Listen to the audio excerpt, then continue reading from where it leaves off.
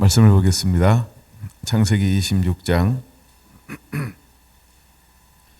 1절에서 6절 한번 같이 봉독하겠습니다.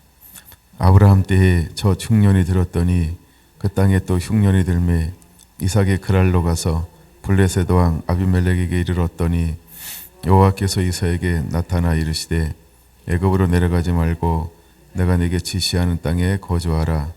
이 땅에 거류하면 내가 너와 함께 있어 네게 복을 주고 내가 이 모든 땅을 너와 네 자손에게 주리라. 내 하나님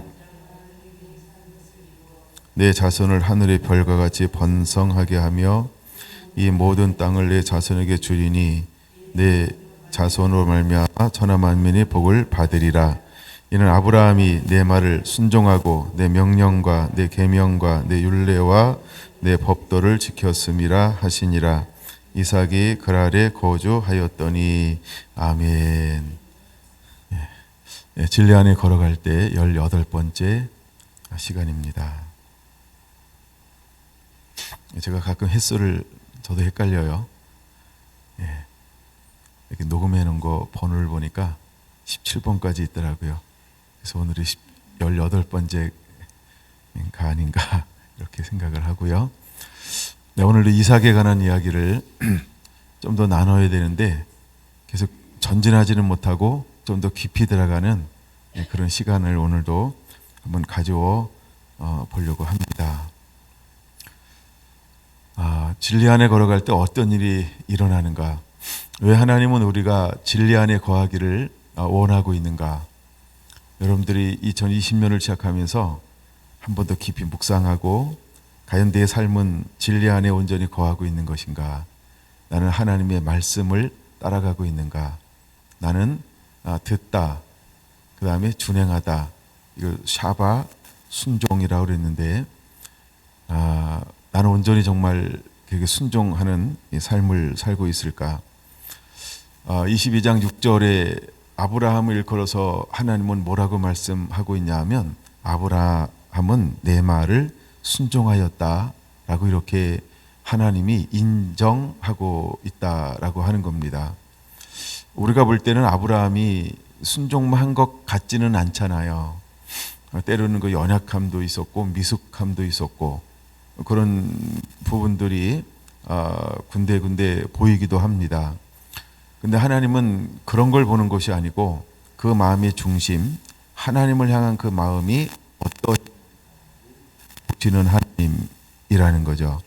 그래서 우리가 그런 거를 볼 때 때때로는 우리가 연약해 보이는 것, 어쩌면 우리가 완벽해 보이지 못하는 것, 그러니까 우리가 우리를 평가하는 것처럼 하나님은 우리를 평가하지 않을 수 있다는 거예요. 때때로 사람들의 평가는 뭐가 개입되어져 있냐면 육이 결합되어져 있어요. 이걸 그냥 우리가 이렇게 이해하기 편하게 인본주의라고 말할까요? 아니면 육이라고 표현할까요? 그래서 우리 하나님의 생각과 우리 생각이 다른 것처럼 하나님이 우리를 바라보는 시각은 우리가 누군가를 바라보는 시각과 다르다는 거예요. 우리가 예를 들어 저 사람 참 믿음이 좋아. 하나님 보실 때는 어떨까요? 꼭 그럴까요? 다른 거를 느껴본 적이 있습니까? 그래서 하나님의 생각과 우리 생각이 다르다라는 겁니다. 뭐 이런 부분들은 우리가 신명기에서 하나님은 그런 부분들을 실제로 다루어 우리에게 말씀해 주고 있기도 합니다. 제가 아브라함을 계속 묵상하고 이삭을 계속해서 묵상하면서 그다음에 야곱이나 그 요셉이 연약한 부분들이 분명히 있고 드러납니다. 또 모세도 연약한 부분들, 여호수아도 연약한 부분들이 계속해서 드러납니다. 근데 히브리서 기자는 히브리서를 통해서 이 한 분 한 분들을 어떻게 기록하고 있냐면 믿음의 사람이었다 이렇게 기록하고 있어요. 믿음의 사람이었다. 믿음이라고 하는 것은 우리가 보통 로마서를 인용 많이 하잖아요. 들음에서 난다. 들음은 하나님의 말씀이다.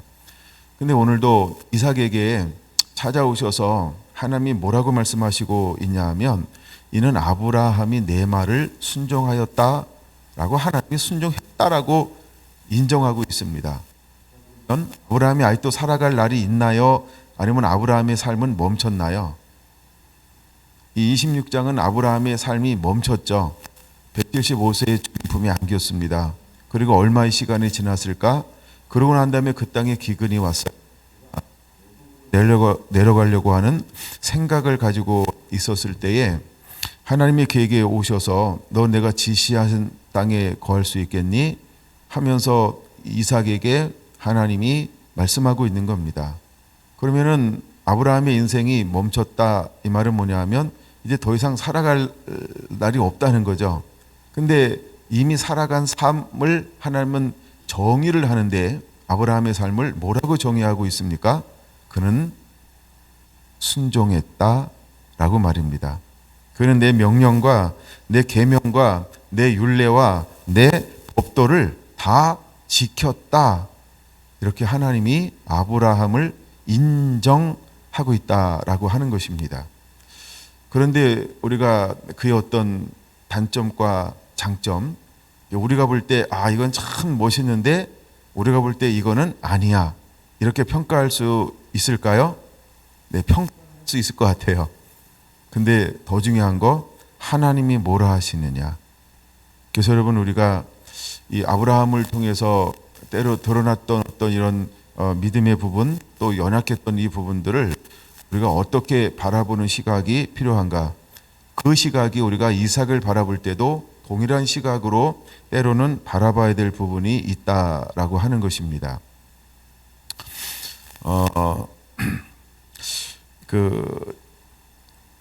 가끔 우리는 그 생각을 따라 움직입니다. 가끔 우리는 생각을 따라 움직여요. 그 구절에 보면 이런 표현이 있죠. 내 생각에 그로 말미암아 내가 죽게 될까 두려워하였음이니라 라고 말합니다. 그러니까 우리는 생각하게 되어져 있어요. 가장 우리에게 두려움을 주는 생각이 뭘까요? 죽음에 대한 두려움이 있는 거죠. 근데 이와 똑같은 톤의 뭐가 기록되어져 있는데 그게 뭐냐면 20장 11절이에요. 그랄로 내려갔을 때 거기 아비멜렉 앞에 설 건데 그가 자기 생각에 뭐라고 표현하고 있어요? 죽을까 아노라.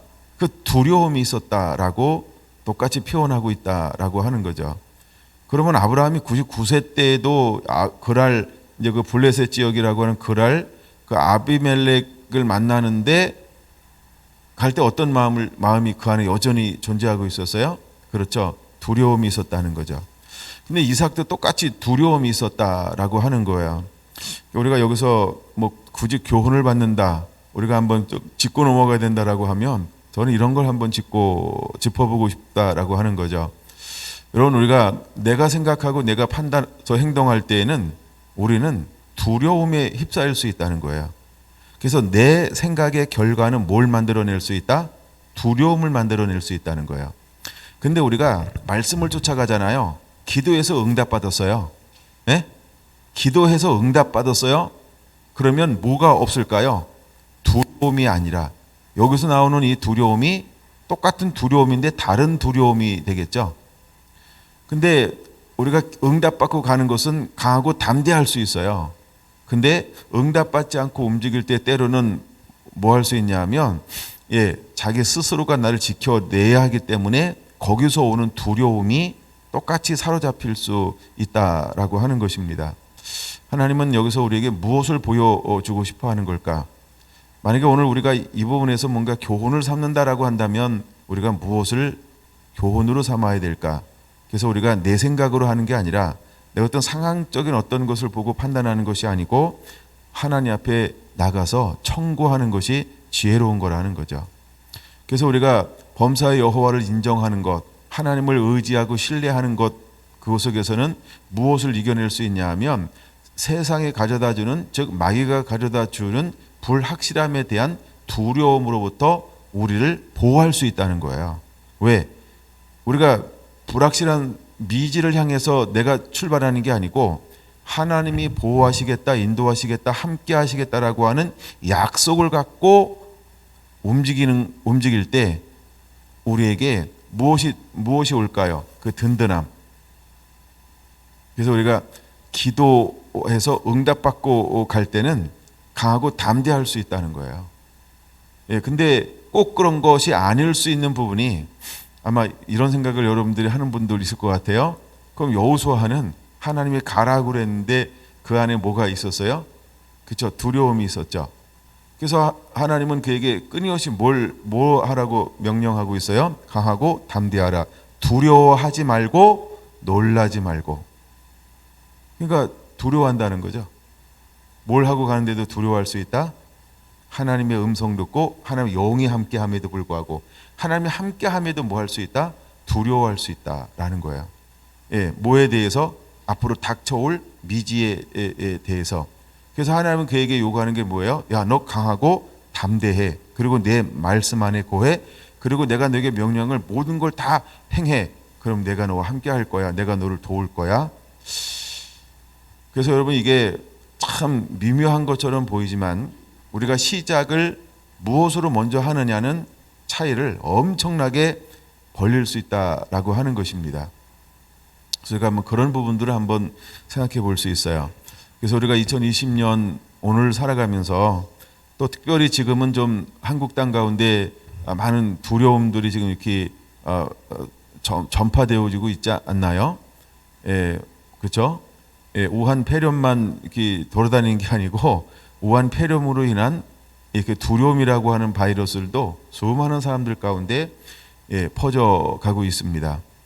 이때 우리가 믿음 위에 견고하게 선다라고 하면 이 환경 가운데서 아마 생각이 똑같은 두려움인데 다른 두려움으로 그것을 대처하게 될 거라고 하는 그런 생각을 한번 가져봅니다. 자, 흉년이 왔어요. 흉년은 우리가 어떤 측면으로 볼 때마다 이것을 해석하는 게 극과 극을 달릴 수 있어요.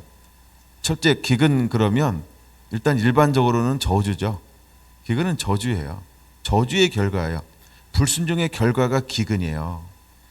하나님은 이 땅을 어떻게 만들었냐 하면 물이 풍성하도록 만들었어요. 물이 풍성하도록. 그래서 기근이 없도록 원래 창조했단 말이에요.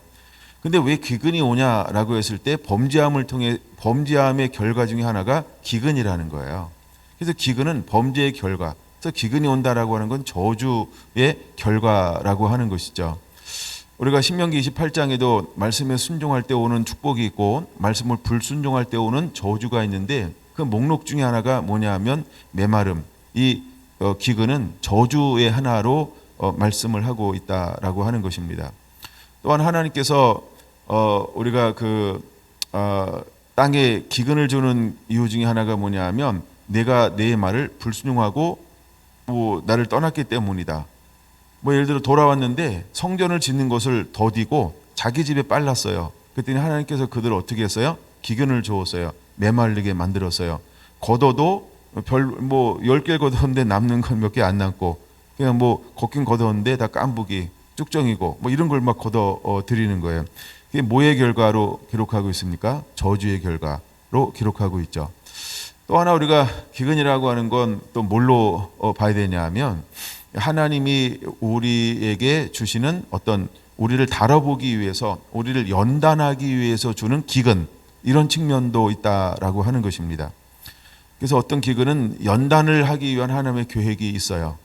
예, 그래서 정말 하나님의 어떤 그 경륜 안에서 기근을 하나님이 허용하셨는데 그것을 통해서 하나님의 백성들을 그 연단하는 도구로 사용하는 그런 기근들도 있습니다. 근데 이때의 기근은 왜 기근이 왔을까? 그 원인은 알려져 있지는 않아요.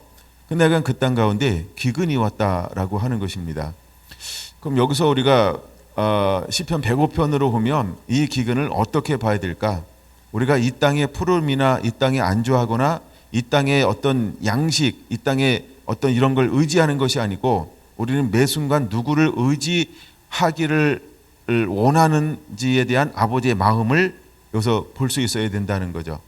만약에 기근이 오지 않고 매년마다 풍성하게, 풍족하게, 넉넉하게 거둬들인다. 근데 사람들이 하나님을 의지해야 될 그 자리에 무엇을 올려놓을 수 있다? 그렇죠. 이 땅에서 얻은 부나 풍성함이나 넉넉함, 풍요로움을 하나님과 대치해 버릴 수 있다는 거죠. 그래서 시편 105편은 말하는 거예요. 그들이 의지하는 양식을 끊어라고 말입니다. 그러니까 양식을 의지하면 끊어버려요. 예수님도 한번 비유를 통해서도 뭐 비슷한 말씀을 하셨죠. 이제 한 부자가 하여간 그 농사를 져가지고요, 굉장히 많은 걸 추수를 했어요. 그래서 창고를 짓고 또 짓고 또 짓고 쌓아놨어요. 그래서 그가 하는 말이 뭐라 그랬어요? 자, 먹고 즐기자. 근데 주님이 그에게 말하는 거예요. 오늘 밤 내 영혼을 하나님 부르시면 야, 그 쌓아놓은 것이 누구 것이 되겠느냐. 그러니까 이 부자의 생각이 어떤 생각을 품어야 된다는 거예요? 그렇죠? 그러니까 이것을 나 혼자 누리려고 하는, 그렇죠? 이걸 쌓아놓으려고 하는 이 생각을 지적하고 있는 거죠. 그럼 우리에게 준 것을 하나님은 어떻게 하길 원하는 거예요?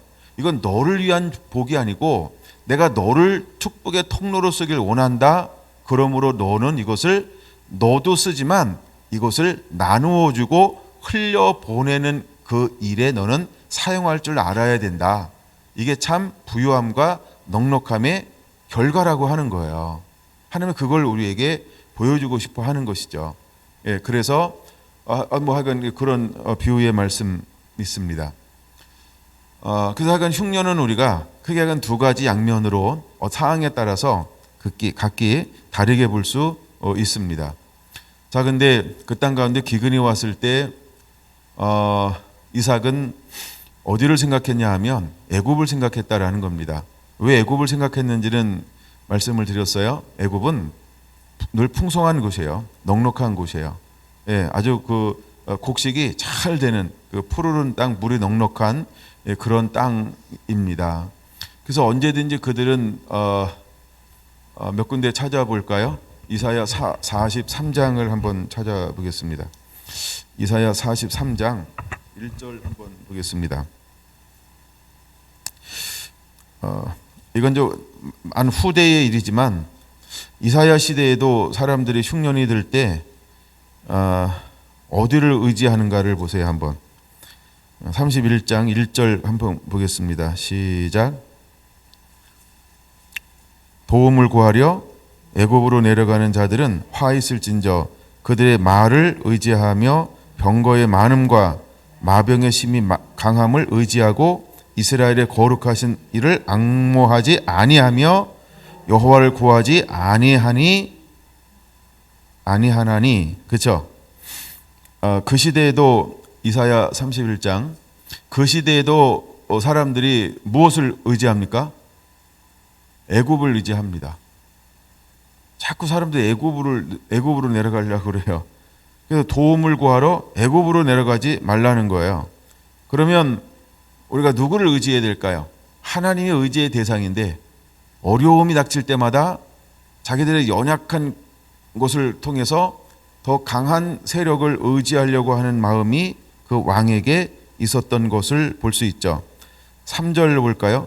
애굽은 사람이요 신이 아니며 그들의 말들은 육체요 영이 아니라 여호와께서는 그의 손을 펴시면 돕는 자도 넘어지며 도움을 받는 자도 엎드려서 다 함께 멸망하리라.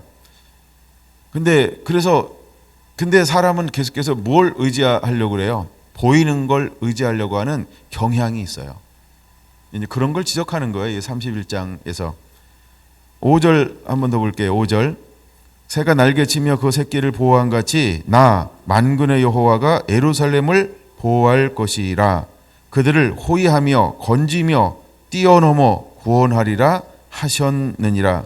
이스라엘 자손들아 너희는 심히 거역하던 자에게로 돌아오라. 예, 하나님께로 돌아오라는 거죠.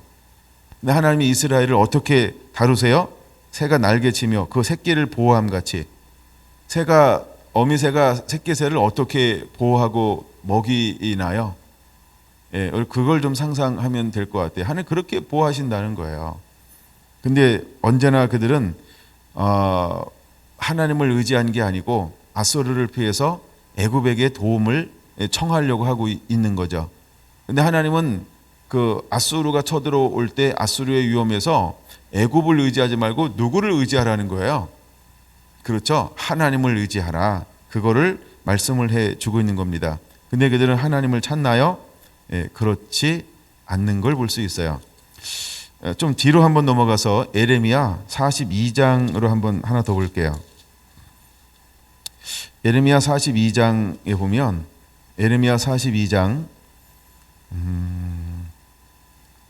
14절 한번 보겠습니다. 14절 또 너희가 말하기를 아니라 우리는 전쟁도 보지 아니하며 나팔 소리도 들리지 아니하며 밑줄 한번 치세요. 양식의 궁핍도 당하지 아니하는 애굽 땅으로 들어가 살리라 하면 잘못되리라. 그러니까 애굽 땅을 생각하면 이 당시도 애굽은 그러니까 아브라함 때도 애굽은 풍성했어요. 이삭 때도 애굽은 풍성했어요.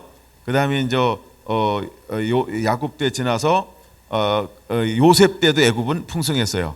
근데 이미 수백 년 뭐 1200년 2000년 막 한 1500년 정도 지나가는데도 불구하고 뭐예요? 애굽은 여전히 뭐가 풍부해요? 양식이 풍부해요. 야, 그러니까 애굽이 얼마나 좋은 땅인지 그 시대에 그렇죠? 그 당시 그거를 우리가 좀 볼 수 있어야 돼요. 그래서 양식의 궁핍도 당하지 아니하는 애굽 땅. 예. 이사야 시대에도 이 땅은 이렇게 막 풍성한 땅이 애굽 땅이라고 하는 거예요. 근데 이때는 뭐냐면 바로 이제 이거는 이제 바벨론으로 포로로 끌려가라. 그리고 너희가 애굽을 의지하지 말아라. 애굽으로 내려가면 이제 죽는다라고 하는데 15절 마지막 부분 보세요. 그들이 뭐라고 하나요? 너희가 만일 애굽으로 들어가 거기서 살기로 뭐하면 고집하면 왜 사람들이 자꾸 애굽으로 내려가서 살기를 원할까요? 바벨론으로 포로로 끌려가라고 그러니까 거기는 뭐가 풍족해요? 양식이 풍족한 거예요. 한 번도 양식이 메마른 것을 애굽이 양식이 메말랐다 이 소식을 한 번도 들어보지 못한 거예요. 그러니까 이 시대에도 이랬어요. 근데 아브라함 때도 그랬어요. 이삭 때도 그랬어요. 애굽 그다음에 요셉 때도 그런 거예요. 이게 애굽이라는 땅이에요. 그러니까 마치 애굽이 굉장히 풍요롭고 좋은 땅으로 우리가 생각할 수 있다는 거예요. 지금은 대부분 사람들이 지금 좀 바뀌었나? 이민 가려고 하는 나라가 우리가 뭐 미국 그러면 그렇죠. 참 풍요로운 땅, 꿈에. 그래서 우리가 아메리카 드림이라는 게 여기 정말 힘들고 어렵게 사니까 미국 가서 우리가 한번 이렇게 꿈을 한번 이루어 보자. 그래서 그 선진 그 좋은 곳에 가서 그것을 하면 야 우리도 정말 잘 살 거야. 그걸 꿈을 안고 가잖아요. 가서 어떤 고생을 한다 할지라도 이건 대가를 지불할 만해. 그래서 그 풍요로움을 보고 넉넉함을 보고 사실은 가는 거 아닙니까? 예, 그랬던 시절이 있었죠. 근데 지금도 꼭 그 이유 때문에 가는지 제가 잘 경주에 오래 살다 보니까 잘 모르겠어요. 이건 서울 사람들한테 좀 물어봐야 될 것 같아요. 지금도 같은 생각을 가지고 있는지. 근데 지금은 약간 좀 교회에 따라서 다변화되고 있는 그런 데 살고 있습니다. 근데 애굽으로 내려가지 말라는 거예요. 근데 그들이 뭐 하고 있어요? 애굽은 양식이 떨어지지 않는 땅이기 때문에 그 어떤 사람들은 고집을 피우면서 애굽으로 가겠다는 겁니다.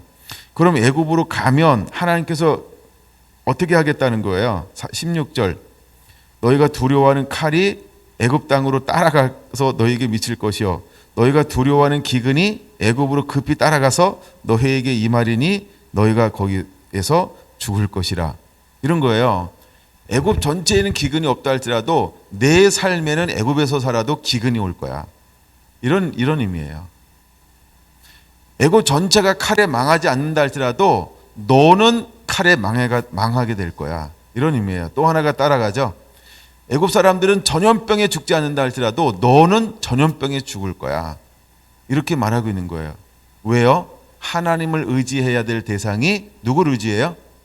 예, 세상을 의지하고 다른 나라, 권력과 부귀, 양식 이런 걸 의지하는 거예요. 그러니까 하나님의 백성, 하나님의 사람들은 뭘 의지해야 되는데 하나님을 의지해야 되는데 그걸 보여주고 있습니다. 좀 더 볼까요? 17절 무릇 애굽으로 들어가서 거기서 머물러 살고자 고집하는 모든 사람들은 이와 같이 되리니 칼과 기근과 전염병에 죽을 것인즉 내가 그들에게 내리는 재난을 벗어나서 남을 자가 없으리라. 19절 유다의 남은 자들아 여호와께서 너희를 두고 하신 말씀에 너희는 애굽으로 가지 말라 하셨고 나도 오늘 너희에게 경고한 것을 분명히 알라. 애굽으로 가지 말라는 것입니다. 근데 그들은 무엇을 바라봐요? 눈으로 보기에, 국제 정세에 보기에 그 땅은 무슨 땅이로 늘 생각하는 거예요? 양식의 궁핍함을 당하지 않는 땅. 그러니까 그 땅을 일컬어서 무슨 땅이라고 아브라함 때도 이삭 때도 소문났어요? 여호와의 동산 같더라. 여호와의 동산 같더라. 또 하나가 이제 소활성이 멸망하기 전에 아브라함 때 그 땅이 어떤 땅으로 소문났어요? 소활성과 같더라. 풍성하다는 거예요. 물이 풍성하고 막 곡창지대라는 거죠. 또 하나 곡창지대인데 그 부분을 나중에 그것도 나오면 다를까요? 우리가 이제 골란고원이 있어요. 골란고원. 거기가 또 굉장한 그 곡창지대입니다. 나중에 이제 하나님이 이삭을 어디로 인도하는가 보면 그런 또 곡창지대로 하나님이 인도하죠. 이제 그 약간 이제 시리아와 이스라엘의 어떤 경계선이기도 하면서 하여간 뭐 그 땅에 앞으로 뭐 어떤 뭐가 일어날 것이라고 하면서 그 헬몬산에서 내려오는 그 막 물을 머금고 자라난 어마어마한 곡창지대가 지금도 펼쳐져 있습니다. 거기에 끝없는 그냥 평야예요. 막 제가 첫 번째 성지순례 갔을 때 거기를 산에 올라가서 이 이스라엘 쪽에서 그걸 시리아 쪽으로 쫙 바라봤는데 아주 막 끝없이 펼쳐진 이 평야가 펼쳐져 있습니다. 여러분 지도를 한번 찾아보셔도 될 정도로 굉장히 강활한 평야가 펼쳐져 있어요. 나중에 하나님이 또 이들을 그쪽으로 이렇게 가게 만들어요. 그건 또 나중에 나올 때 한번 더 살펴보겠습니다. 그런 것처럼 하나님께서 인도할 때 어디로 인도하고 있냐면 그랄로 인도하라. 하여간 이게 애굽으로 내려가지 말라라고 말하는 이유가 애굽이 눈에 보기에는 어떤 땅으로 그려지고 있는 거예요. 정말 풍성한 땅, 부족함이 없는 땅으로 충분히 비춰지고 있다는 거예요. 근데 하나님이 보는 것만 보지 말라는 거예요. 우리가 무엇을 보는 자가 되어야 할까요? 자, 이제 아브라함 때에 누가 함께 있었을까요? 조카 롯이 함께 있었단 말이에요. 롯도 복권할 때 롯. 근데 롯이 함께 있었는데 롯은 아브라함을 떠나서 무엇을 택하여 가나요? 눈에 보기에 좋은 곳을 쫓아가요. 눈에 보기에 좋은 곳을 쫓아간다라고 하는 거예요. 물론 그가 이제 우리가 야고보서에 보는 것처럼 믿음의 사람이었고 죄악 때문에 마음이 상하기도 합니다만, 근데 그 땅이 어떤 땅이냐면 죄악이 관영한 땅, 타락한 땅이었다는 거예요. 특별히 무엇으로부터 타락했나요? 문화가 완전히 타락했는데 그 중에 대표적인 문화가 성문화였어요. 성문화. 성이 완전히 타락했던 땅이 그 땅이라는 거예요. 근데 그 지역이 어떤 지역과 같은 거예요? 하나님의 동산 같고 애굽 땅과 같고, 그렇죠? 물이 풍부하고 윤택함이 넘쳐나고 부족함이 없는 그런 땅이었어요. 근데 지금 그들이 말하는 모든 부족함이 없다라고 할 때 그 부족함이 없는 것은 전부 어떤 걸 말하는 거예요? 육의 요소죠. 무엇을 먹을까 마실까 입을까.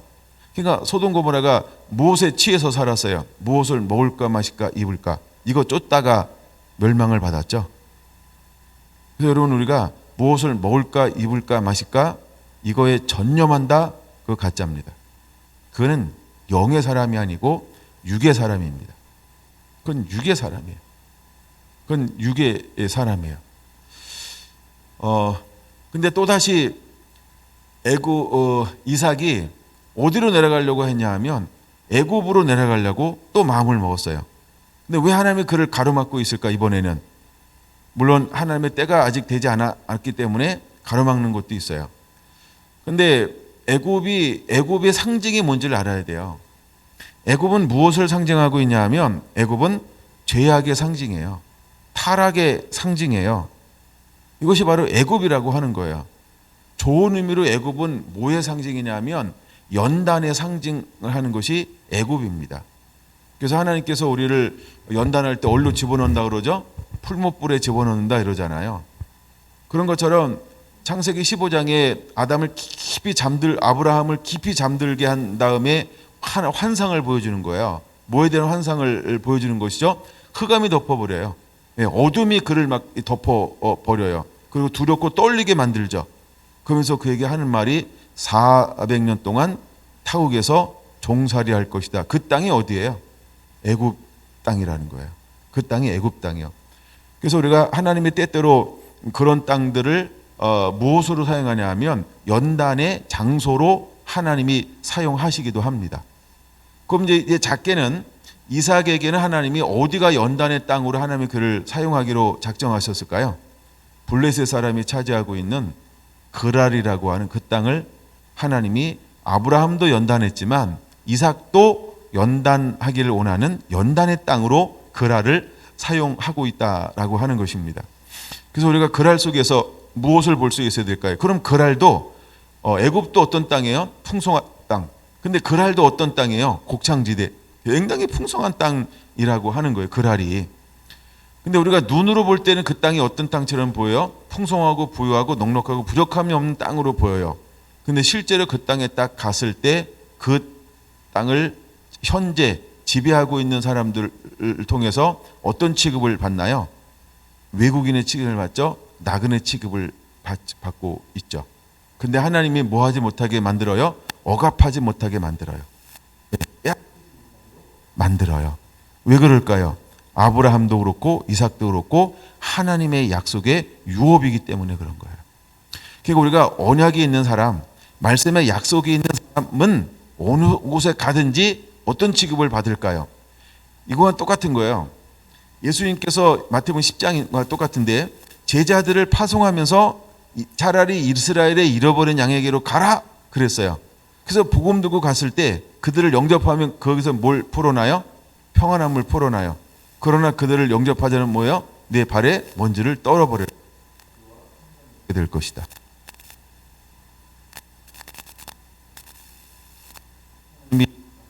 을 가지고 있는 사람들에게 이런 영적인 호의를 받게 하고 있는 것 또한 우리가 기억해야 할 것입니다. 이것이 약간 그랄이라고 하는 또 하나의 땅입니다. 여러분, 오늘날 애굽은 무엇을 의미할까요? 애굽은 오늘 우리에게 애굽은 자아중심의 삶을 말하고 있습니다. 오늘 요 한 부분만, 근데 이거 굉장히 중요한 거예요. 요 한 부분만을 보고 말씀을 좀 마치려고 그러는데요. 이 애굽은 어떤 땅인가라고 할 때 애굽은 자아중심의 삶을 말해요. 그래서 우리가 의지적, 신앙적으로 애굽은 우리가 의지해야 될 대상이 아니라는 거예요. 애굽은 우리가 어떤 그 애굽의 신을 섬길 만한 그런 신도 아니고 그럴 땅도 아니라고 하는 것입니다. 하나님께서 우리에게 무엇을 의지하기를 원할까? 제가 지난번에 갈릴리라고 하는 것을 말씀을 드릴 때 이 갈릴리에 난 사람들이 갈릴리가 일단 어떤 땅인지에 대해서 말씀을 한번 드렸어요. 거기는 흑암이 있고 그 다음에 사망의 그늘이 있고 그 다음에 억압받고 있고 멸시를 당하는 그런 땅이 갈릴리라고 하는 것입니다. 근데 하나님은 제자를 부르고 첫 번째 사역을 하시고 세례 요한에 잡혔을 때 어디로 이사를 하시냐면 이제 갈릴리 가셔서 가버나움에 사시니 하면서 가버나움에서 사역을 시작하십니다. 그리고 제자들을 부르는데 어디서 어디 출신들을 제자를 부르냐 하면 그렇게 억압받고 있는 그 가운데 제자들을 택하고 있다라고 하는 것입니다. 그래서 하나님이 쓰시는 사람들은 어떤 사람들이냐 하면 고린도전서 1장처럼 가난한 자, 연약한 자, 없는 자, 병든 자, 못 배운 자, 하여간 이런 사람들을 하나님은 들어 쓰시는 거예요. 그 이유가 뭘까요? 아무도 육체로 자랑치 못하게 하려 함이니라. 하나님이 우리에게 그것을 보여주셨어요. 똑같이 하나님은 아브라함 속에서도 하나님 여전히 무엇을 보기를 원할까요? 아브라함의 의가 드러나는 것을 한 번도 원치 않는다는 거예요. 그러니까 그의 연약함은 뭐냐면 그의 의가 드러나지 않는 상황을 만들어 버리는 거예요. 그 의가 드러나면 안 되는 거예요. 내가 했다라고 하는. 근데 애굽은 뭐가 강해요? 자아가 강해요. 애굽은 자아가 강해요. 애굽이라고 하는 것은. 그다음에 지금 이 가나안 7족속이 있는데 그들은 뭐가 강할까요? 자아가 강해요. 자아가. 그다음에 이제 블레셋 땅에 속해 있는 이 그랄이 변방인데 블레셋 족속에게 그랄은 변방이라고 그랬어요. 근데 여기에도 이것을 임시적으로 지금 다스리고 있는 이 그 블레셋 왕이 뭐가 강하냐면 자아가 여전히 강한 거예요. 근데 하나님은 그를 변방으로 보내고 있는 것입니다. 근데 그에게 뭘 보게 해요? 하나님이 함께하고 있는 걸 보게 해요. 예, 제가 지금 6절 이하를 안 넘어가고 있죠. 예, 26장 6절 이하를 안 넘어가고 있어서 그런 거예요. 하나님이 거기서 관여하시고 있는 것을 보세요. 그래서 아브라함에게 손을 대지 못하게 했던 것처럼 이삭에게도 하나님은 손을 대지 못하게 만들어요.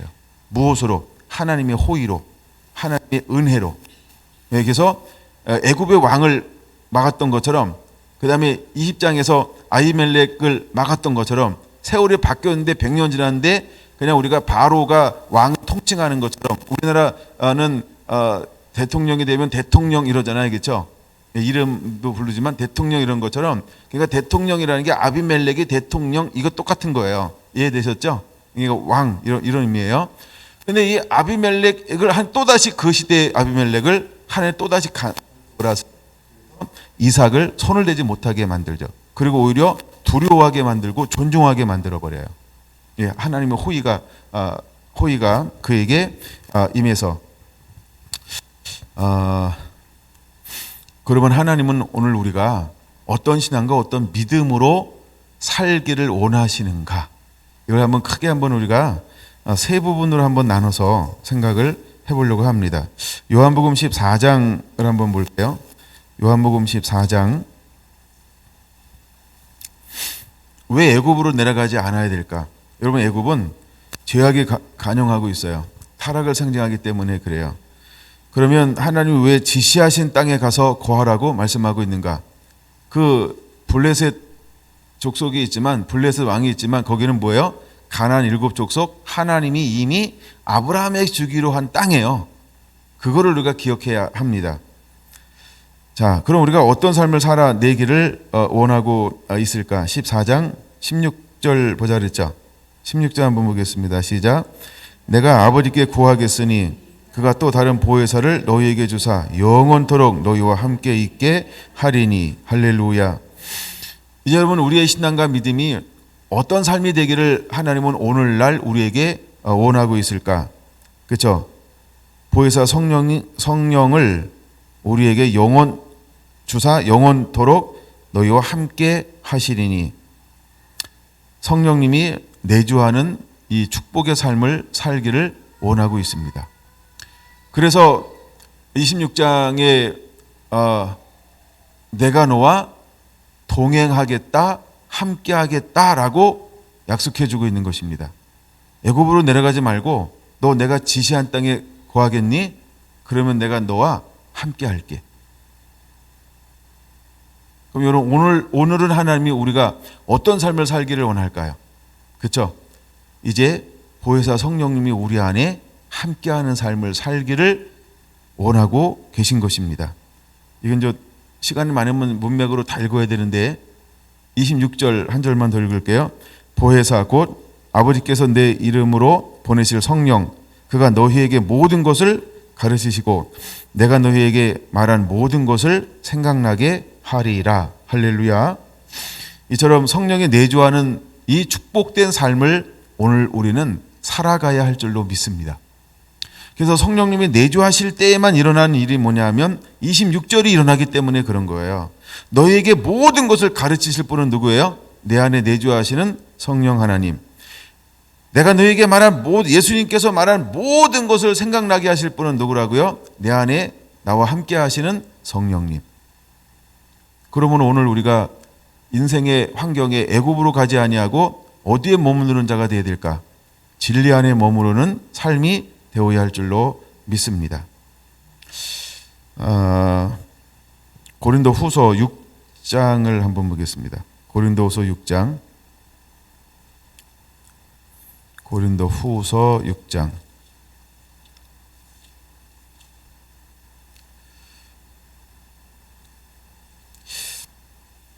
1절. 우리가 하나님과 함께 일하는 자로서 하나님과 함께 일하는 자. 우리는 하나님과 함께 일하는 자입니다. 하나님은 아브라함과 함께 하길 원하는 거예요. 하나님은 이삭과 함께 하길 원하는 거예요. 하나님은 야곱과 함께 하길 원해요. 하나님은 요셉과 함께 하기를 원하세요. 그런 것처럼 오늘도 하나님은 누구와 함께 하길 원할까요? 자기 이름을 넣어서 한번 시작. 하나님은 경수와 함께 하기를 원하시는 거예요. 믿습니까? 믿습니까? 그런 은혜가 반드시 주어질 것입니다. 그리고 그 삶이 이루어지게 되길 예수님의 이름으로 축원합니다. 다시 1절. 우리가 하나님과 함께 일하는 자로서 너희를 권하노니 하나님의 은혜를 헛되이 받지 말라. 이르시되 내가 은혜 베풀 때에 너에게 듣고 구원의 날에 너를 도왔다 하셨으니 보라 지금은 은혜 받을 만한 때여 보라 지금은 구원의 날이로다. 우리가 이 직분이 비방을 받지 않게 하려고 무엇이든지 아무에게도 꺼리끼지 않게 하고 오직 모든 일에 하나님의 일꾼으로 자천하여 많이 견디는 것과 이제 애굽이 이삭이 그랄 땅에 거했을 때 어떤 삶을 살아야 될까? 또한 오늘 우리는 이 삶이라고 하는 이 실제 이 육적인 환경 가운데서 하나님의 사람으로 어떤 삶을 살아가게 될 것인가? 그거를 보여주고 있는 게 고린도서 6장입니다. 첫째, 우리에게 무엇이 올 것이냐면 하나님의 일꾼으로 자천하여 많이 3절부터 봐야 되네요. 우리가 이 직분이 비방을 받지 않게 하려고 무엇이든지 아무에게도 꺼리끼지 않게 하고, 그러니까 세상은 우리를 비방할 거라는 거예요. 근데 우리 삶은 어떤 삶을 살아야 하는지를 보여주죠. 그 다음에 이 오직 모든 일에 하나님의 일꾼으로 자천하여 많이 견디는 것과 우리는 어떻게 될까요? 많이 견뎌야 한다는 거예요. 그 다음에 세 번째 환난과 네 번째 궁핍과 다섯 번째 고난과 여섯 번째 매맞음과 일곱 번째 갇힘과 여덟 번째 난동과 아홉 번째 수고로움과 열 번째 자지 못함과 11번째 먹지 못함 가운데서도, 그러면 우리가 이 11가지 상황을 만난다는 것이죠. 그래서 때때로 하나님은 이삭을 그랄로 보냈는데 그랄은 뭐의 도구가 되었냐 하면 고난의 도구로 하나님이 이삭을 사용하고 있는 거죠. 여기서 하나님이 이것을 배우길 원하셨던 거예요. 그럼 우리도 하나님 앞에 붙들려 쓰임 받기 전에 무엇을 먼저 하나님이 통과하게 만들까요? 이러한 환경을 하나님은 우리에게 통과하기를 원할 것입니다. 그래서 우리가 거기서 준비되어지게 될 것입니다. 그럼 이 준비가 끝나야만 그 다음에 이루어지는 게 있다는 거죠. 그게 뭘까요? 깨끗함과 지식과 오래 참음과 자비함과 성령의 감화와 거리도 없는 사랑과 진리의 말씀과 하나님의 능력으로 의의 무기를 좌우하고, 이것이 무엇을 통해서 이루어질까요? 3절에서 6절까지 나오는 이 11가지를 통해서 이 6절이 7절이 만들어지는 거라는 것이에요. 그래서 하나님은 우리를 때로는 어떤 환경으로 보낼까? 하나님이 아브라함을 애굽으로 보내기도 하고 또한 그랄로 보내기도 하고 다양한 환경으로 하나님이 그를 보냈습니다. 사실은 아브라함이 가는 것들마다 전부 다 최초죠. 예, 그의 고향을 떠나서 하나님이 인도하는 것들마다 그는 최초였어요. 근데 거기서 가는 것들마다 아브라함이 했던 것이 무엇이었습니까? 하나님을 예비하게. 그가 가장 중요한 게 뭐냐면 제단을 쌓는 일이었어요. 가는 곳들마다. 그 하나님이 우리를 인생을 인도하는 가운데 우리가 만나는 모든 것들을 무엇으로 바라봐야 할까? 아하, 하나님은 우리를 이렇게 다루기를 원하시는구나. 왜 이렇게 다루세요? 그래서 6절을 이루고 7절을 이루기 위해서 8절 영광과 욕됨으로 그러했으며 악한 이름과 아름다운 이름으로 그러했느니라. 우리는 속이는 자 같으나. 자, 그래서 하나님이 결국 우리가 어떤 사람으로 만들어지기를 원하고 있을까요? 우리가 어떤 사람으로 만들어지기를 원하고 있을까요? 거기다가 선 하나 껴놓고 고린도전서 1장을 한번 보고 다시 넘어올게요. 고린도전서 1장 다시 한번 보고 넘어올게요. 26절 형제들아 너희를 부르심을 보라. 육체를 따라 지혜로운 자가 많지 아니하며 능한 자가 많지 아니하며 문벌 좋은 자가 많지 아니하도다. 그러나 하나님께서 세상에 미련한 것들을 택하사 지혜 있는 자들을 부끄럽게 하려 하시고 세상에 약한 것들을 택하사 강한 것들을 부끄럽게 하려 하시며 하나님께서 세상에 천한 것들과 멸시받는 것들과 없는 것들을 택하사 있는 것들을 폐하려 하시나니 이는 아무 육체도 하나님 앞에서 자랑하지 못하게 하려 하심이니라. 할렐루야. 그래서 하나님께서 어떤 사람들을 통하여서 일하고 있습니까? 미련한 것들, 약한 것들, 천한 것들, 멸시받는 것들, 없는 것들, 하나님께서 이 사람들을 택하여서 들어 쓰시고 사용하시고 훈련하셨어요. 근데 이제 이 사람들을 과연 이대로 끝날까요? 이대로 끝날까요? 그게 아니죠. 무엇을 보여주고 있습니까? 고린도후서 6장 첫 번째 속이는 자 같으나 이제는 뭐 하고요? 참되고. 하나님이 우리가 이런 삶을 살아내기를 원한다는 거예요. 우리가 뻥치네 거짓말하는 것처럼 보이죠. 우리가 믿으면 돼, 기도하면 돼, 하나님이 응답하실 것입니다, 말씀에 순종하면 하나님 역사하실 것입니다. 이게 믿음 없는 사람이 이걸 어떤 말로 들을까요?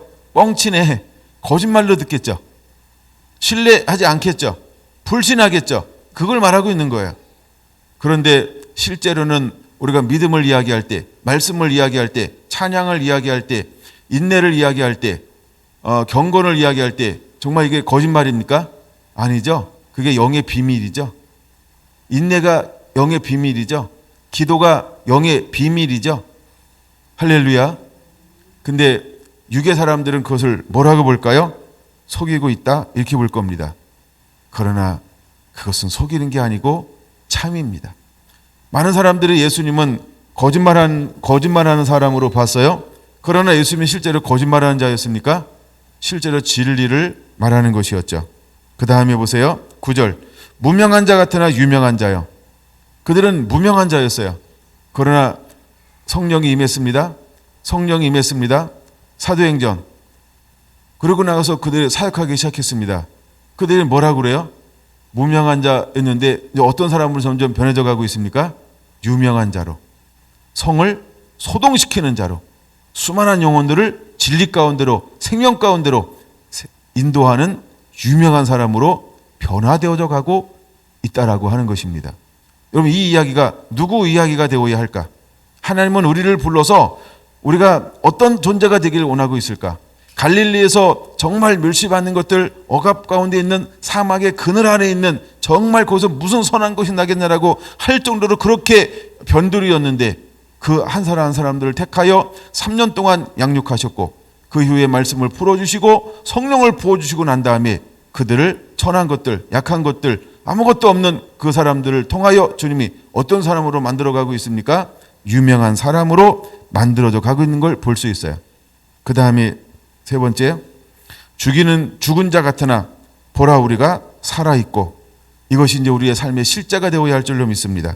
징계를 받는 자 같으나 죽임을 당하지 아니하고 근심하는 자 같으나 항상 기뻐하고 강한 자 같으나 많은 사람을 부요하게 하는 자, 아무것도 없는 자 같으나 모든 것을 가진 자로다. 할렐루야. 이것이 바로 신부라고 하는 겁니다. 마지막 때 주님은 우리가 이런 사람이 되기를 원하는 것입니다. 우리가 처음에는 아무것도 없는 사람이에요. 미련한 사람이에요. 약한 사람이에요. 천하고 비천한 사람이었어요. 그러나 예수 그리스도 안에서 모든 걸 참았습니다. 예, 모든 것을 견뎌냈습니다.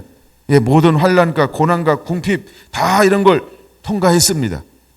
그리고 진리의 말씀과 성령 하나님의 능력으로 의의 무기를 좌우에 겸비하게 되었습니다. 그런 다음에 하나님이 12제자를 어떤 사람으로 만들었을까요? 그랬던 것처럼 하나님은 오늘 저와 여러분들이 고린도후서 6장 이 9절, 8절, 9절, 10절 이와 같은 사람 되기를 원하고 있습니다. 이것은 우리를 위한 하나님의 말씀이라고 하는 것입니다. 여러분, 우리가 이렇게 일어나게 되기를 예수님의 이름으로 축원을 드립니다. 베드로후서 1장을 한번 보겠습니다. 베드로후서 1장. 두 번째, 오늘 우리의 신앙은 어떤 신앙이어야 할까? 영적 가난인 킹덤의 축복을 누리는 자가 되어야 할 줄로 믿습니다. 1절부터 한번 읽을게요. 예수 그리스도의 종이며 사도인 시몬 베드로는 우리 하나님과 구주 예수 그리스도의 의를 힘입어 동일하게 보배로운 믿음을 위하여 우리와 함께 받은 자들에게 편지하노니 하나님과 우리 주 예수를 알므로 은혜와 평강이 너희에게 더욱 많을지어다. 그의 신기한 능력으로 생명과 경건에 속한 모든 것을 우리에게 주셨으니 이는 자기의 영광과 덕으로서 우리를 부르신 이를 알므로 말미암음이니라. 할렐루야. 이제 우리는 어떤 사람인가요? 여러분, 우리는 보배로운 믿음을 소유한 사람들이어야 합니다. 할렐루야. 주님께서 우리가 이런 사람이 되기를 원하고 있는 것입니다. 하나님이 말씀을 따라갔던 아브라함을 어떤 사람으로 만들기 원했을까요? 말씀을 따라갔던 이삭을 하나님 어떤 사람으로 만들어내기를 원하고 있을까요? 말씀을 따라가고 있는 야곱을 하나님 어떤 사람으로 만들어내기를 원하고 있을까요? 바로 보배로운 믿음의 사람으로 만들어내기를 원하고 있습니다. 신기한 하나님의 능력을 소유한 사람으로 만들어내기를 원하고 있습니다. 경건에 속한 모든 것을 소유한 사람으로 만들어내기를 하나님은 원하고 있는 것입니다. 그러면 오늘 우리도 어떤 사람으로 만들어져야 될까? 베드로 후서 1장 1절에서 11절의 사람으로 만들어져야 할 줄로 믿습니다. 하나님께서 아브라함이 어떻게 만들어지기를 원하고 있을까? 이삭이 어떻게 만들어지기를 원하고 있을까? 야곱이 어떻게 만들어지기를 원하고 있을까? 4절 같이 한번 읽어보겠습니다. 이로써 그 보배롭고 지극히 큰 약속을 우리에게 주사 이 약속으로 말미암아 너희가 정욕 때문에 세상에 썩어질 것을 피하여 신의 신성한 성품에 참여하는 자가 되게 하려 하셨느니라. 할렐루야. 왜 애굽으로 내려가지 말라고 했을까요? 하나님은 그랄 땅에 거하면서 이제는 정욕 때문에 세상에서 썩어질 것을 피하고 오히려 그 땅에서 신선한 신의 성품에 그것을 겸비하기를 하나님은 그곳에서 원하고 있습니다. 그래서 우물을 팠어요. 블레셋이 와서 달라고 합니다. 다투었습니다. 분쟁이 일어납니다. 양보하는 겁니다. 신의 성품이 만들어지고 있어요. 아버지가 원하는 마음이 거기서 만들어지고 있어요. 하나님이 그랄 땅에서 지금 무엇을 만지고 있나요? 그렇죠? 하나님의 나라의 성품을 거기서 만들어주고 있는 것입니다. 우리가 신의 성품이 구체적으로 어떤 것인가? 그러므로 너희가 더욱 힘써 너희 믿음의 덕에 지식의 절제에 인내에 경건에 형제의에 사랑을 더하라. 할렐루야. 이삭은요 그 땅 가운데서 이 신의 성품이 만들어져 가는 과정을 거치고 있다라고 하는 것입니다. 이제 우리 안에는 그런 환난, 그런 쫓김, 또 하나님께서 지시하시는 그곳에 거할 때 우리가 진리 안에 거함을 통해서 하나님께서 우리에게 무엇을 하기를 원하는지 그 환경에 머물고 있을 때 하나님은 하나님이 하고 싶은 것을 우리에게 허용하실 것입니다. 여러분, 그때 우리는 범사에 감사하는 자가 되어야 할 줄로 믿습니다. 범사에 감사하는 자가 되어야 할 줄로 믿습니다. 우리가 때때로 원망하고 때때로 불평하면 하나님의 의를 이룰 수 없습니다.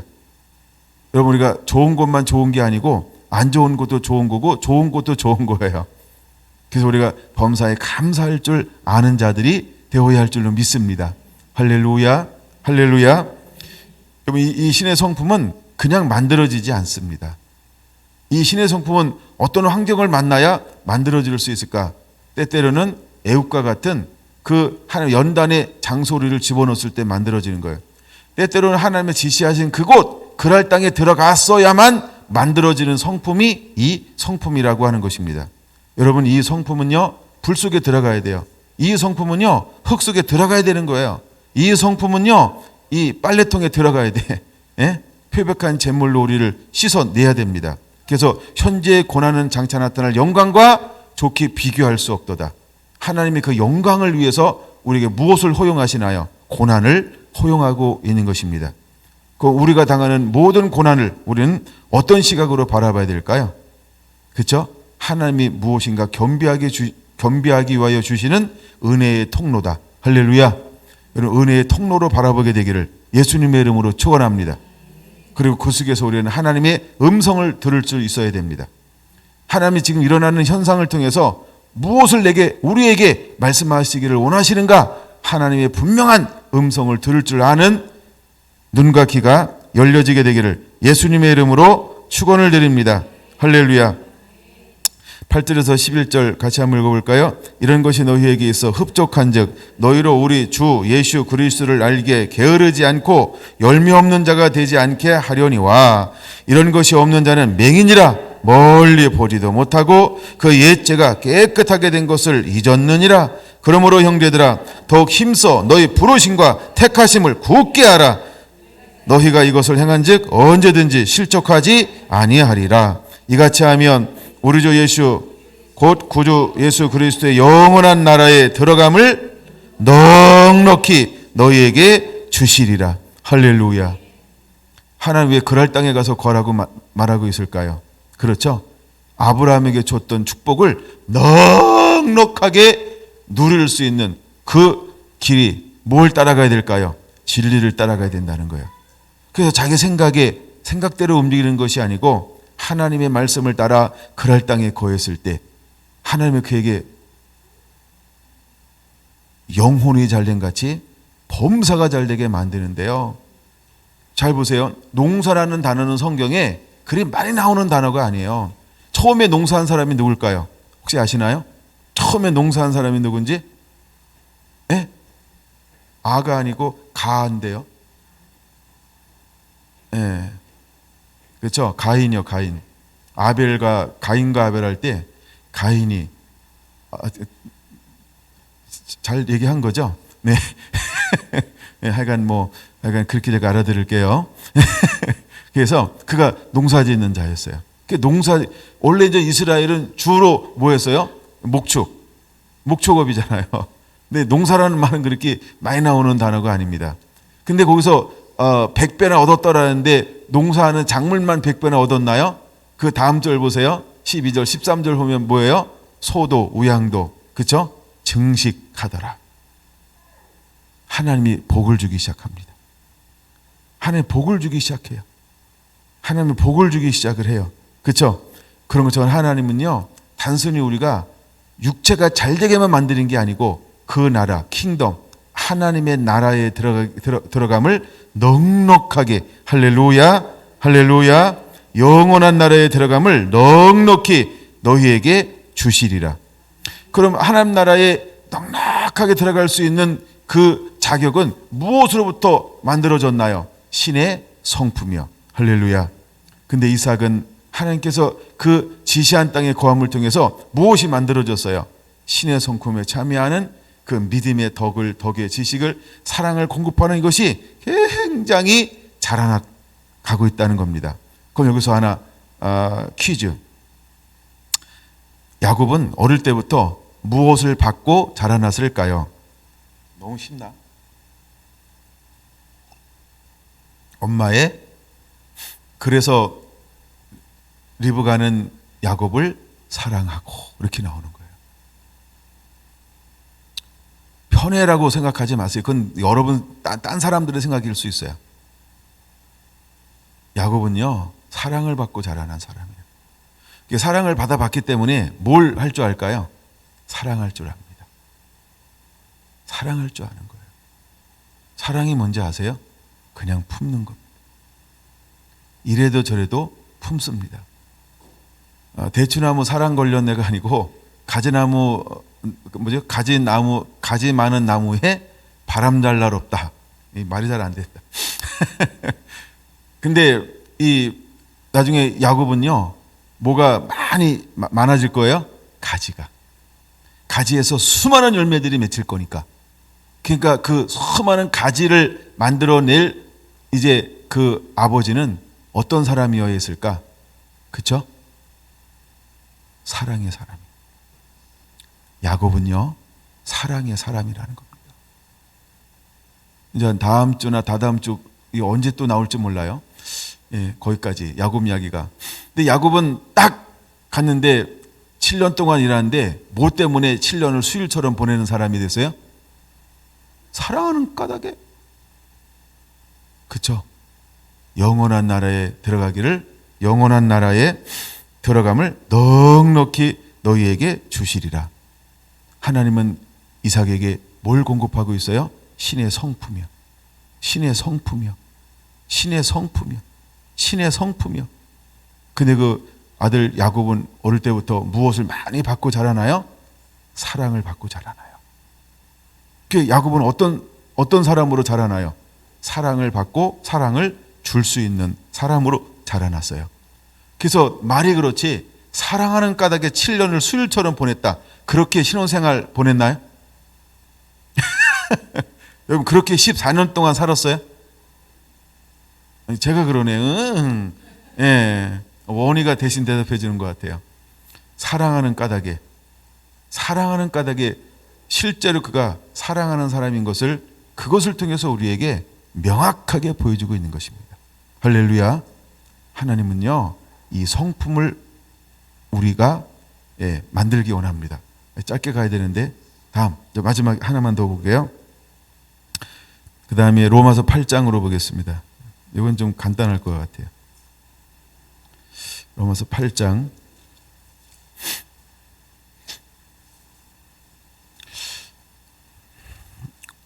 이제 오늘 살아가는 우리의 신앙은 어떤 신앙이어야 될까? 하나님의 자녀로 풍성한 삶을 사는 축복을 누리게 하실 것입니다. 할렐루야. 12절 볼게요. 12절에서 36절까지 봐야 되는데 먼저 17절. 그러므로 형제들아, 로마서 8장 12절. 그러므로 형제들아, 우리가 빚진 자로 돼 육신에게 져서 육신대로 살 것이 아니라 너희가 육신대로 살면 반드시 죽을 것이로되 영으로서 몸의 행실을 죽이면 살리니 무릇 하나님의 영으로 인도함을 받는 사람은 곧 하나님의 아들이라. 할렐루야. 이삭이 처음에는 무엇으로 움직이려고 했어요? 자기 생각으로. 근데 그에게 누가 찾아오셨어요? 하나님이. 그래서 이삭이 어떻게 했어요?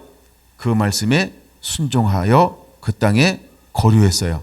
그럼 육으로 움직이려고 하던 삶에서 이삭이 무엇으로 바뀌었어요? 영으로 움직이는 삶으로의 변화가 일어나게 되었습니다.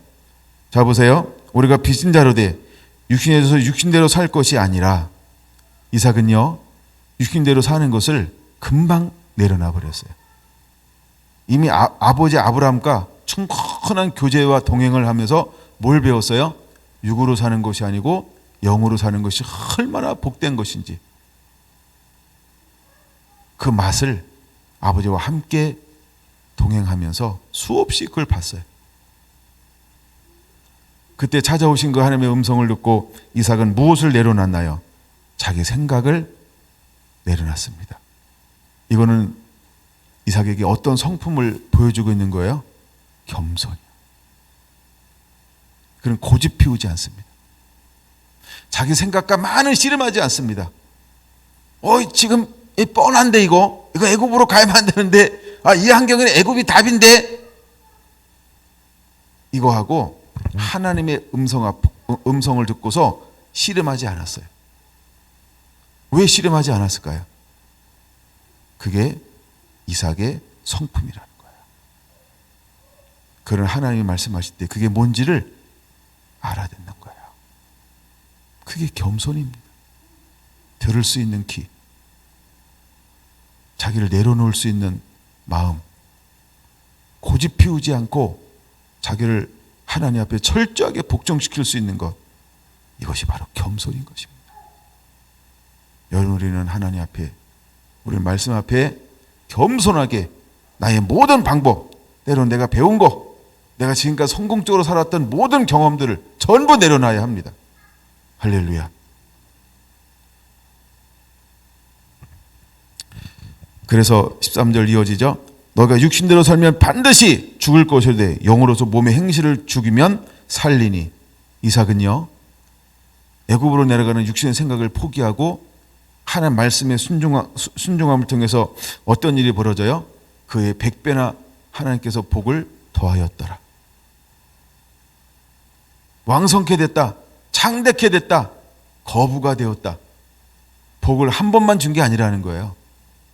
그냥 말씀에 순종하여 사는 한 하나님은 계속해서 이삭의 삶 가운데 복을 부어주었다는 거예요. 복을 부어주었다는 거예요. 복을. 어떻게 복을 부어줬을까요? 눈에 확 띄게.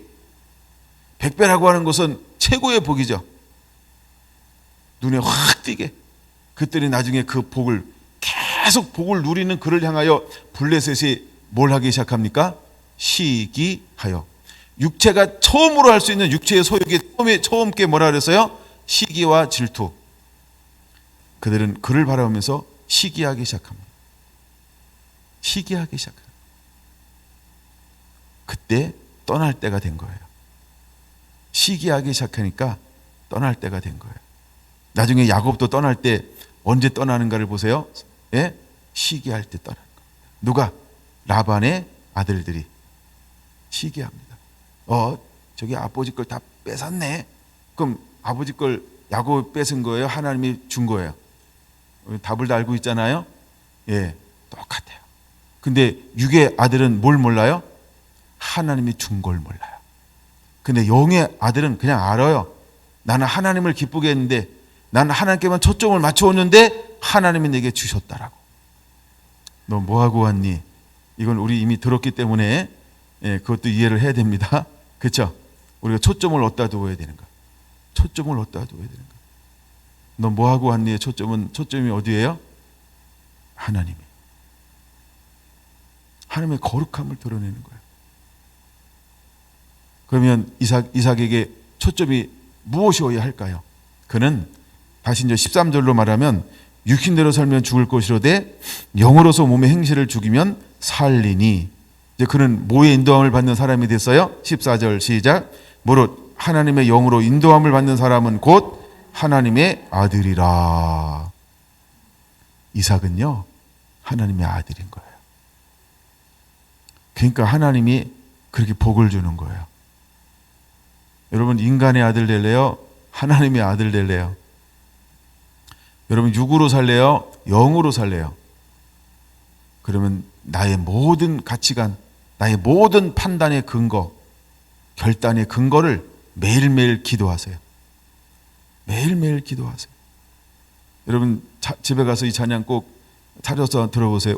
오늘 집을 나서기 전. 이게 참 옛날 찬양이지만 그냥 7080이라고 생각하고 부르시면 됩니다. 근데 이게 굉장히 기초적인 찬양이에요. 이게 굉장히 기초적인 찬양이에요. 예? 오늘 받으른 정의에 호소했나요? 예. 장로님 차리셔가지고 카톡방에 좀 올려주세요. 지금 잘 못 알아듣는 분도 계시고 그래서 안 불러봐서 그럴 수도 있어요. 네. 오늘 집을 나서기 전 기도했나요?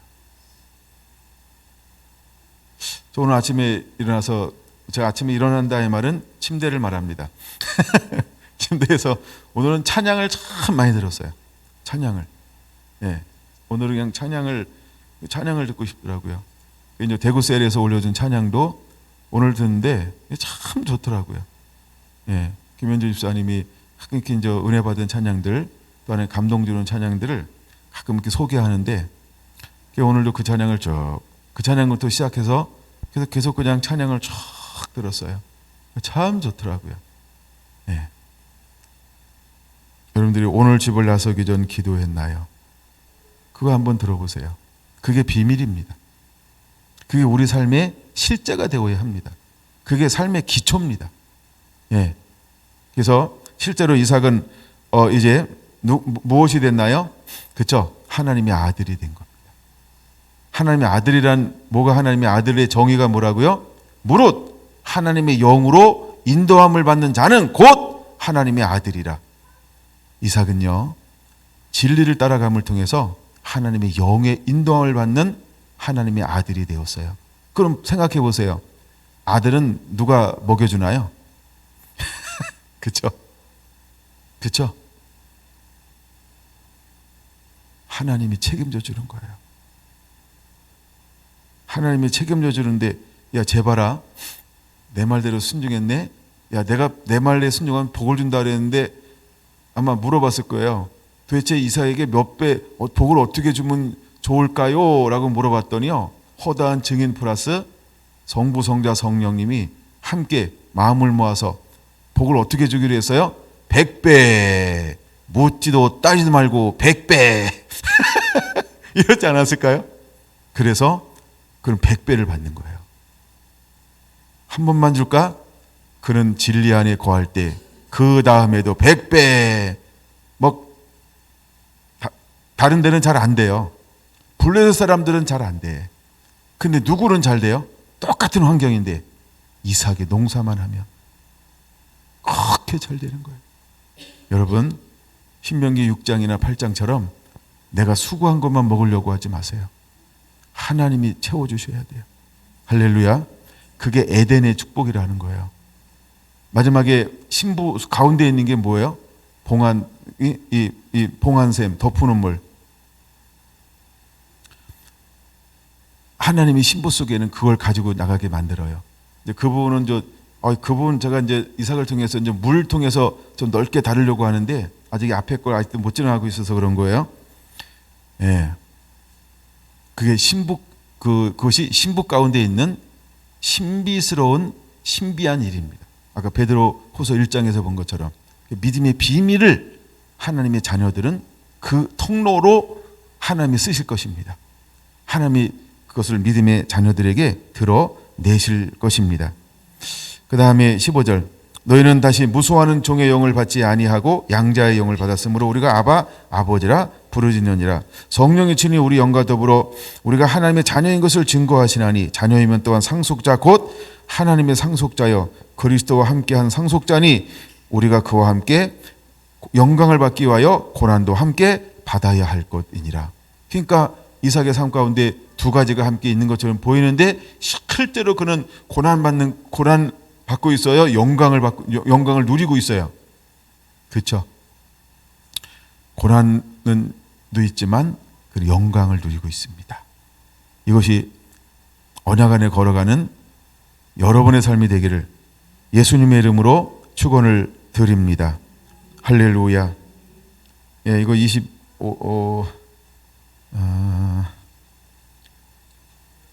39절까지 봐야 되는데, 예. 제가 문맥을 전부 다 읽다 보니까요, 너무 귀한 거예요.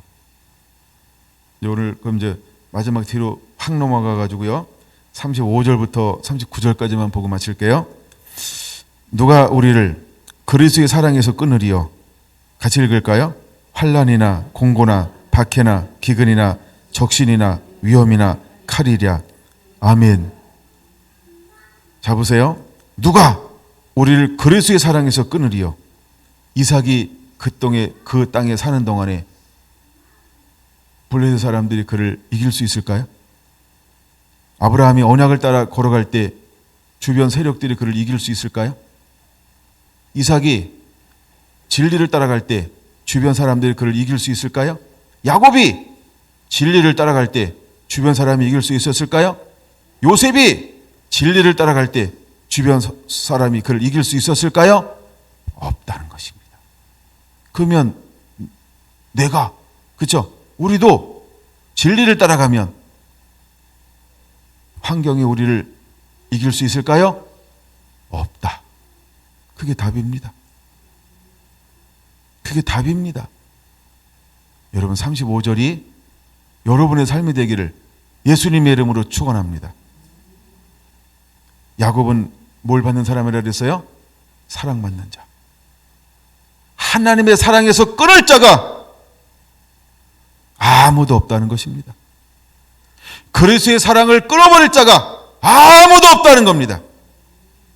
그러므로 우리는 진리를 따라가야 되는 것입니다. 진리를 따라가야 되는 것입니다. 마지막 절 37절 하나 더 사랑 나오니까, 그러나 이 모든 일에 우리를 사랑하시는 이로 말미암아 우리가 넉넉히 이기느니라. 39절 시작. 높음이나 깊음이나 다른 어떤 피조물이라도 우리를 우리 주 그리스도 예수 안에 있는 하나님의 사랑에서 끊을 수 없느니라. 아멘. 이것이 아가서 8장에 나오는 것뿐만 아니라 도장같이 내 몸에 새긴 적신이나 물이냐 끊을 수 있으랴 못 끊는다는 거예요. 근데 로마서 8장에는 뭐야? 높음이나 깊음이나 다른 어떤 피조물이라도 현재일이나 장래일이나 천사들이나 권세자들이나 어떤 피조물이라도 우리를 우리 주 그리스도 예수 안에 있는 하나님의 사랑에서 끊을 수 없다는 겁니다. 진리를 따라갈 때 하나님은 이삭에게 어떤 축복을 부어주었나요? 이 축복을 부어줬어요. 여러분, 저는 고린도후서 6장, 베드로후서 1장, 로마서 8장 오늘 읽었던 말씀을 신부 사역, 신부의 삶이라고 봅니다. 하나님은 우리를 그렇게 만들어 주실 것입니다. 이제 우리 성결한 성도들이 실제 이 삶이 일어나게 되기를 예수님의 이름으로 축원합니다. 하나님이 아브라함을 그렇게 했던 것처럼, 하나님이 이삭을 그렇게 했던 것처럼 오늘을 살아가는 성결한 성도 한 분 한 분들 가운데 이 말씀의 은혜가 그대로 임하게 되기를 예수님의 이름으로 축원합니다. 할렐루야.